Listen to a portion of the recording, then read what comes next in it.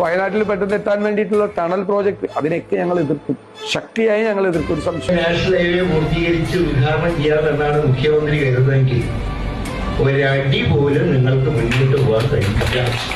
ഈ സമരത്തിന് ഞങ്ങൾ പിന്തുണ നൽകും. അതിന് ഐക്യദാർഢ്യം പ്രകടിപ്പിച്ചുകൊണ്ടുള്ള പരിപാടികൾ കൂടി UDF-ന്റെയും കോൺഗ്രസിന്റെയും നേതൃത്വത്തിലുണ്ടാകും. ഈ തീരദേശ ഹൈവേയായിട്ട് പോകുന്നത് ശരിയല്ല. ഗവൺമെന്റ് ഇത് പുനഃപരിശോധിക്കണം. ഇത് പ്രായോഗികമല്ല.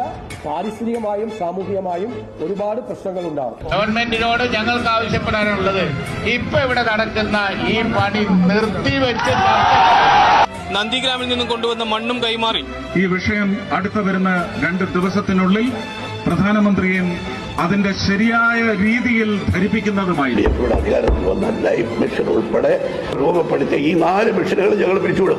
ഫോണിന്റെ ഉദ്ഘാടനവുമായിട്ടോ അതിനനുബന്ധ ചടങ്ങുകളായിട്ടോ ഒരു കാരണവശാലും പ്രതിപക്ഷം സഹകരിക്കില്ല. വരാനിരിക്കുന്ന ദിവസങ്ങളിൽ 4 അഴിമതികൾ കൂടി, പ്രധാനപ്പെട്ട 4 അഴിമതികൾ കൂടി കഴിഞ്ഞ സർക്കാരിന്റെ കാലത്ത് പുറത്തു വരാൻ പോവുകയാണ്. കേരളയിൽ സിൽവർ ലൈൻ പദ്ധതി കേരളത്തിൽ നടത്താൻ അനുവദിക്കുന്ന പ്രശ്നമില്ല.